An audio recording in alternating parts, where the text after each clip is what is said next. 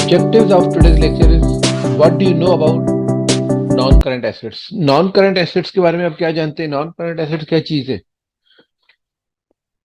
Difference between capital expenditure and revenue expenditure. Capital expenditure and revenue expenditure के differences क्या है? क्यों revenue और कैपिटल में किस टाइप की नेचर के डिफरेंस है? क्या क्या एक्सपेंसेस, दोनों एक्सपेंसेस में डिफरेंस है? Computing and recording of cost of non current assets. Non current assets की कॉस्ट को कंप्यूट करना और रिकॉर्ड करना किस तरीके से करेंगे, और at the end practical question है करेंगे for cost of non current assets. Non current assets की कॉस्ट को कैसे कैलकुलेट करेंगे? At the end multiple choice questions. So let's move. First of all, थोड़ा सा हम प्रीवियस लेक्चर्स को रिवाइज कर लें।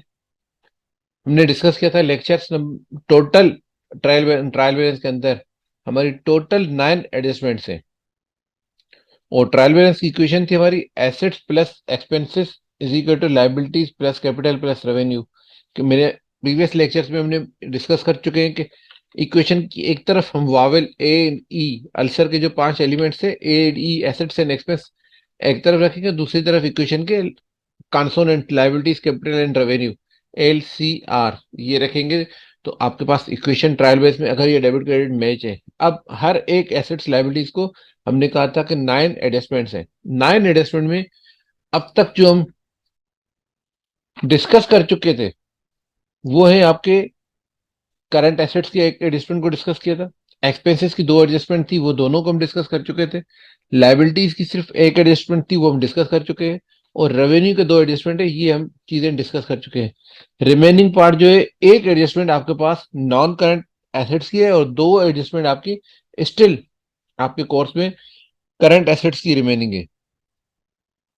जो नॉन करंट एसेट्स की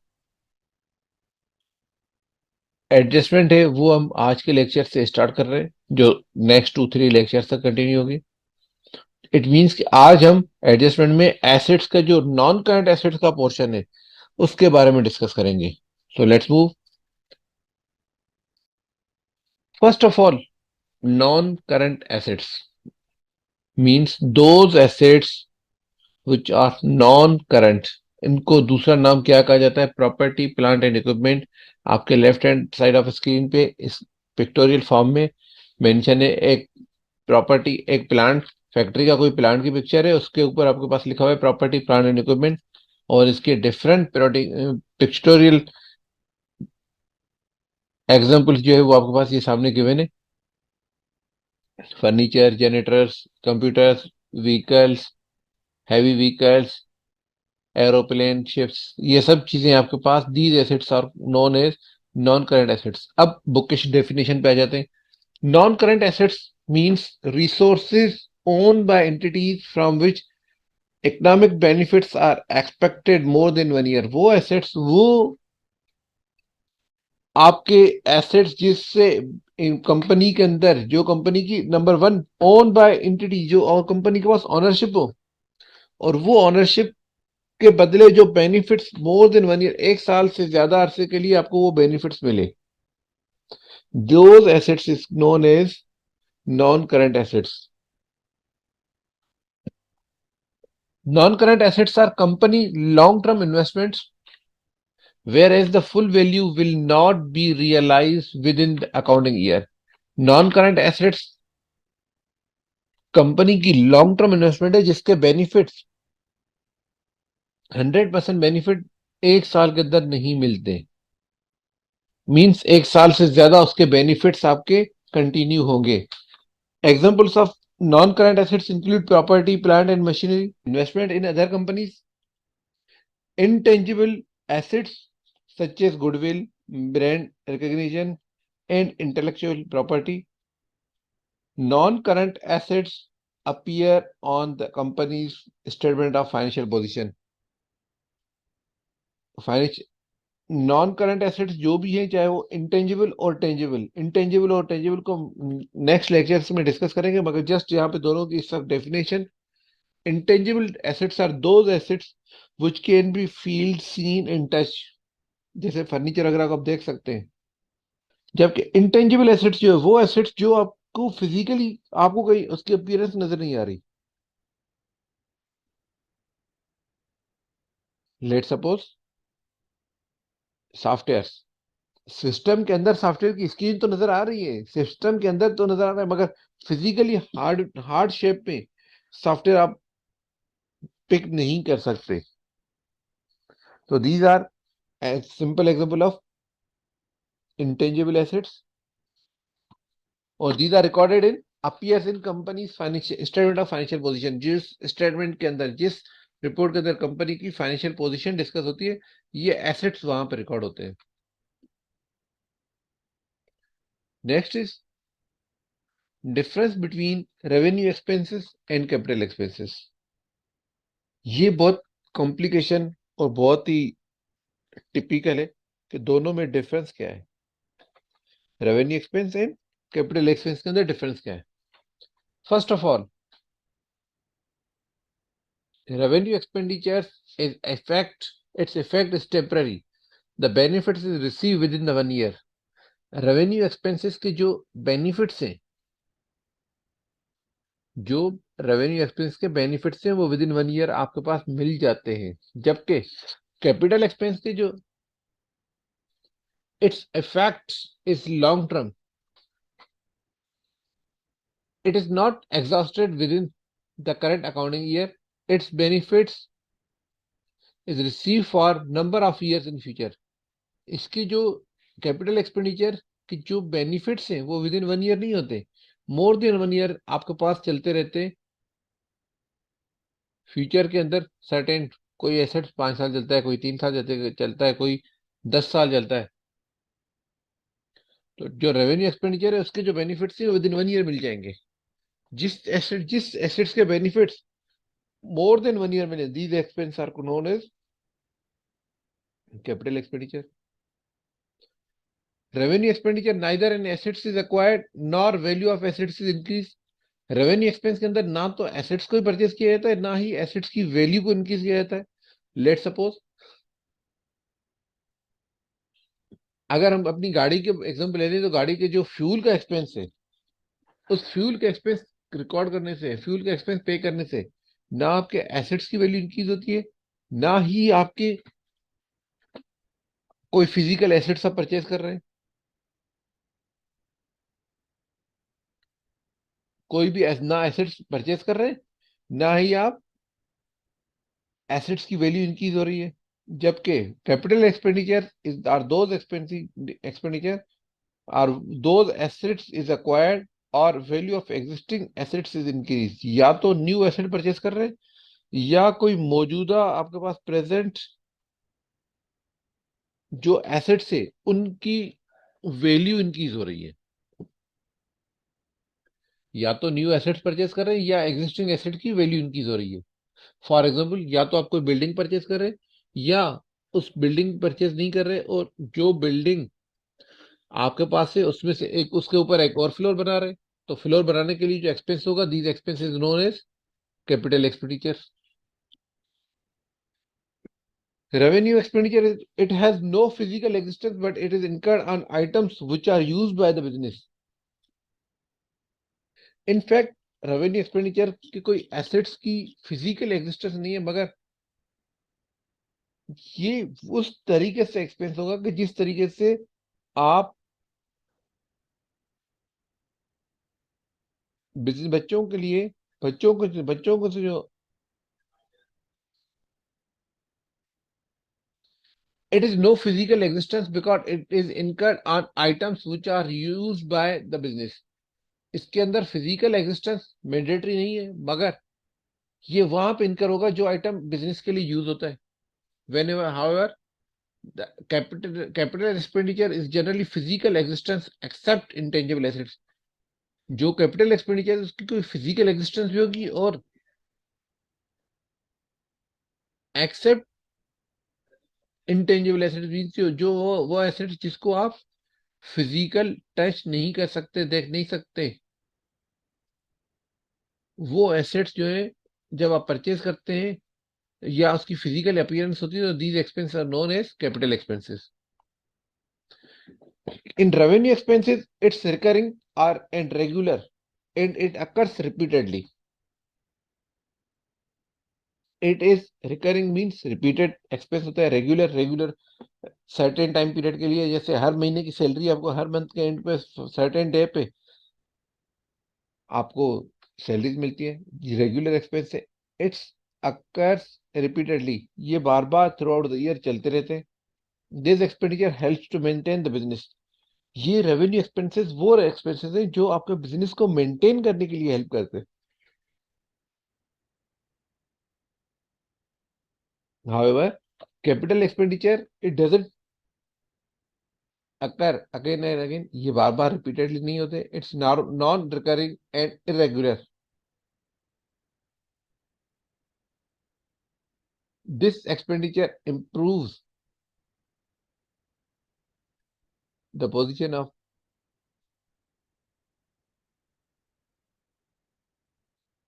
Next is cost consist of all expenditure necessary to acquire the assets and make it ready for its intended use.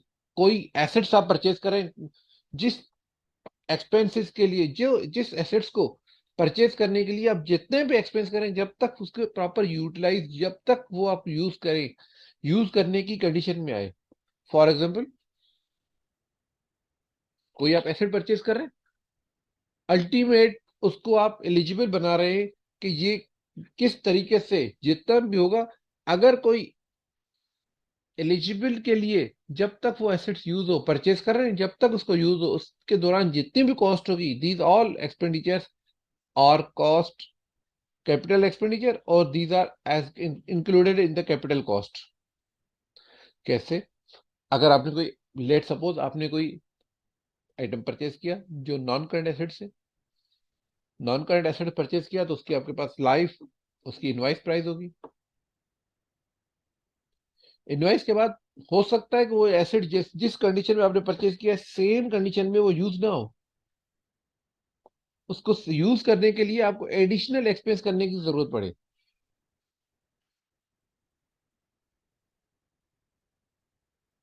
और जब एडिशनल एक्सपेंसेस करेंगे, उसके बाद आपका आपकी जो प्रोडक्ट, जो मशीन है, जो आपके एसेट्स है, वो आपके पास जब इंस्टॉल हो गया और रेडी हो जाएगा प्रोडक्शन के लिए. इस कंडीशन में अगर आपके पास invoice price means, let suppose अगर आप घर के लिए कराची सदर से अगर आप इनवाइस प्राइस पे कोई एसी परचेज करते हैं, अब वो एसी आपने सदर में तो परचेज किया, अज्यूम करें 80,000 रुपीज का एसी परचेज किया. अब वो एसी आपको अपने घर पे यूज करना है. घर पे ही पहुंचाने के लिए एडिशनल खर्चा होगा, लेट सपोज ट्रांसपोर्टेशन, हो सकता है इंस्टॉलेशन. जो आपने एसी तो परचेज कर लिया, अब एसी के ऊपर आपने फर्दर अमाउंट इनकर करना है, तो उसकी फिक्सिंग होगी. फिक्सिंग होगी तो फिक्सिंग के बाद ही वो इंस्टॉल होके रेडी होगी. अब फिक्सिंग के लिए जो बंदा, एक फिक्सिंग वाले को आपने पेमेंट दी, एक आपने उस सदर मार्केट से लेकर अपने घर तक पहुंचाने के लिए जो ट्रांसपोर्टेशन का एक्सपेंस किया, वो भी क्यों किया? क्योंकि आपने एसेट्स परचेज कर रहे हैं. इट मीन्स कि इस एसेट्स के अंदर, अगर मैंने एसी का जो मिसाल दिया, उसके अंदर आपके पास नंबर वन तो एसी की प्राइस है, नंबर सेकंड उसकी ट्रांसपोर्टेशन, अपने वेयर हाउस से लेकर, अपने मार्केट से लेकर अपने बिजनेस तक लेकर आने के लिए, और इसके अलावा फिक्सिंग वगैरह के अपने एक्सपेंस किए. वो एक्सपेंस, जिस एक्सपेंस के बगैर वो ऐसे ही चल नहीं सकता.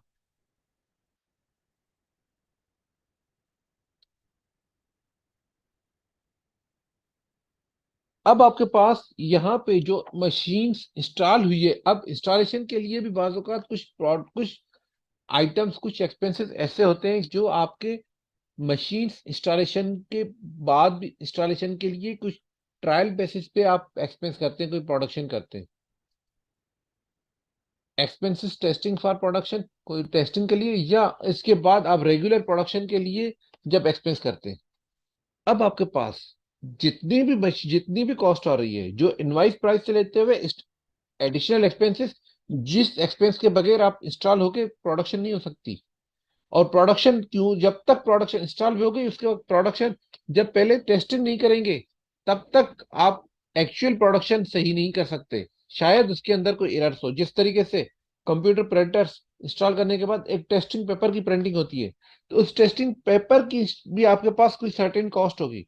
तो अब ये पेपर की वो कॉस्ट, प्रिंटर की प्राइस और उसकी ट्रांसपोर्टेशन और उसकी इंस्टॉलेशन के जितने भी एक्सपेंस हो रहे हैं, ये सब these all expenses are known as capital expenditure. और ये सब एक्सपेंसेस, एसेट्स की प्राइस, एसेट्स की कॉस्ट, उसके टेस्टिंग के इश्यूज, उसके अलावा उसके एडिशनल ट्रांसपोर्टेशन, अगर ट्रांसपोर्ट के दौरान आपने इंश्योरेंस करवाया, टैक्स दिया, जितने भी अमाउंट जो एसेट्स आपको अपने पास पहुंचाने के तक जितने भी एक्सपेंस करेंगे, these expenses are known as capital expenditure. और these should be included in the cost of non-current assets. Cost consists of all expenditures necessary to acquire the assets and make it ready for intended use. वो जितनी भी cost है, सब expenditures जो आप acquire करते हैं एसेट्स के लिए, and it's necessary for its intended use, ये अल्टीमेट कहाँ पे यूज कर रहे हैं, उसके लिए यूज करने के लिए बहुत ही सिंपल मिसाल हमने पहले ऐसी और सिंपल एग्जांपल हम दे चुके हैं। These cost included purchase price, cost, freight cost या transportation cost, installation cost, expenditure data not necessary should be recorded as expense, losses are any other thing, these all are known as. जितनी भी cost है जो आप import कर रहे हैं, import करने के लिए जितना भी खर्चा कर रहे हैं वो खर्चा, प्लस कोई भी नॉन रिफंडेबल टैक्सेस पे कर रहे हैं, वो टैक्सेस जो आपकी रिफंड नहीं होगी, उस एसेट्स को अपने पास लाने के लिए टैक्सेस पे करना है, ट्रांसपोर्टेशन कॉस्ट और insurance in transit.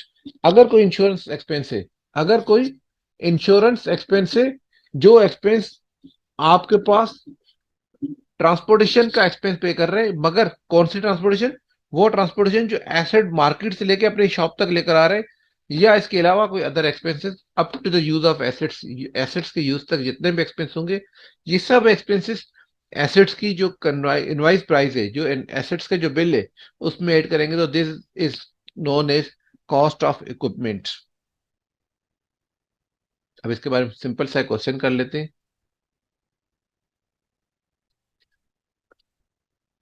Pharma Pakistan limited imported an items of equipment costing rupees 3 million on July 1st, 2011. It's further incurred the following expenses on the import. 3 million rupees की मशीन परचेज की है। Import duty, अगर ये assets purchase करेगा 3 million, तो 1 million rupees की इसको पाकिस्तान आते ही इंपोर्ट ड्यूटी पे करनी होगी। नॉन रिफंडेबल टैक्सेस, इसके अलावा भी 60,000 रुपीज आपको पे करना है। थर्ड नंबर है कि transportation cost of rupees 10,000 to bring the equipment of the to the factory premises. Transportation cost pay कर रहे हैं 10,000 रुपीज, जो इक्विपमेंट को मार्केट से जहां से परचेज किया है या से इंपोर्ट किया है। अब इंपोर्ट से पोर्ट पे आपके पास आ गया, पोर्ट से आपने टैक्सेस दी, इंपोर्ट ड्यूटी दी, उसके बाद एसेट्स आ गया, वो पोर्ट से लेते हुए आपके अपने वेयर हाउस तक, गोडाउन तक लेकर आने के लिए, फैक्ट्री तक लेकर आने के लिए जो रेंट आपने पे किया, वो सर्टेन अमाउंट होगा। इसके अलावा है इंश्योरेंस इन ट्रांजिट, 4,000 रुपीज की आपके इंश्योरेंस इन ट्रांजिट। आपने ड्यूरिंग ट्रांजिट सर मींस जो आपने इंपोर्ट के दौरान वेयर हाउस सप्लायर से लेते हुए अपने पास आपके फैक्ट्री तक पहुंचने के लिए जो आपने इंश्योरेंस पे की है, वो है 4,000। इसके अलावा आपने फायर इंश्योरेंस के पे किए कि 10,000 रुपीज अगले साल के लिए for the year. Simplest formula जरा फॉर्मेट देख ले। एक तो आपने कॉस्ट प्राइस पे की, इसके अलावा आपने जो इंपोर्ट, अगर इंपोर्टेड आइटम है तो इंपोर्ट ड्यूटी पे की होगी। अगर ईयर के लिए जो 10,000 रुपीज के आपके एसेट्स इंश्योरेंस जो आप पे कर रहे हैं, वो इंश्योरेंस आपके पास ड्यूरिंग द ईयर आपकी कॉस्ट में इंक्लूड होंगे नहीं होंगे, मगर ये fire insurance for the year next year के लिए। रिक्वायरमेंट है calculate the cost of equipment. Cost आपके पास जो पे कर रहे हैं 10,000 3 मिलियन रुपीज, 1 मिलियन रुपीज की आपका इम्पोर्ट ड्यूटी है। अगर इम्पोर्ट ड्यूटी पे नहीं करते तो इम्पोर्टेड आइटम आपके पास आ नहीं सकता। Other non refundable taxes 60,000 rupees के, वो टैक्सेस जिसके टैक्स के बगैर आप पे नहीं कर सकते। Transportation cost 10,000 and 4,000 insurance expense. ये अमाउंट टोटल आपका 4,74 की टोटल आपके पास कॉस्ट ऑफ इक्विपमेंट, जो एसेट आप परचेज कर रहे हैं, जो इक्विपमेंट परचेज कर रहे हैं, इसकी टोटल वैल्यू 4.04 मिलियन है। Next is MCQs. Which of the following is a special kind of liability which the business owes to the owner? कौन सी ऐसी लाइबिलिटी है जो बिजनेस को पे करना है, बिजनेस को अदा करना है, मगर ऑनर को पे करना है? This is known as capital. Prepaid expense are those expenses which have been paid for future period and are treated as, वो expenses जो फ्यूचर के लिए आप पे करते हैं उन expenses को, सॉरी, प्रीपेड एक्सपेंस वो एक्सपेंस जो आप पे कर चुके हैं मगर उसके बेनिफिट्स फ्यूचर में मिलेंगे। These are prepaid expenses are known as assets। Third number है आपके पास एक्रूड एक्सपेंस इज एन, क्या है एक्रूड एक्सपेंस? एसेट्स अकाउंट है, लाइबिलिटी अकाउंट है, इनकम अकाउंट है, या कंट्रा एसेट्स अकाउंट है? तो accrued expenses are known as liability account. Which of the following is liability account? इनमें से कौन सी लाइबिलिटी अकाउंट है? एक्रूड एक्सपेंस जो हम पहले प्रीवियस लेक्चर में प्रीवियस एमसीक्यूज में डिस्कस कर चुके हैं, ये लाइबिलिटीज है। प्रीपेड एक्सपेंसेस आपके एसेट्स है। एक्रूड इनकम आपके वो इनकम जो आपके पास इनकम आपको रिसीव करनी है। और अनअर्न्ड इनकम वो इनकम जो आपकी अब तक अर्निंग नहीं हुई। तो इनमें से ऑप्शन 1 2 3 4 में से कौन से ऐसे ऑप्शन से जो आपके पास कंफर्म है कि ये लाइबिलिटीज है? तो लाइबिलिटीज आपके पास एक्रूड एक्सपेंस की लाइबिलिटी है, प्लस आपके पास अनअर्न्ड इनकम, तो मीन्स 1 और 4 आपके पास जो है वो लाइबिलिटीज है। तो option D will be correct. Wages paid for installation of the machinery should be debited to the, जो मशीन्स को इंस्टॉल करने के लिए जो खर्चा कर रहे हैं वो खर्चा कहाँ पे रिकॉर्ड होगा? उन खर्चे को आप कहाँ पे रिकॉर्ड करते हैं? These expenses are known as cost of assets. तो मशीन्स के इंस्टॉलेशन के लिए आप पे कर रहे हैं,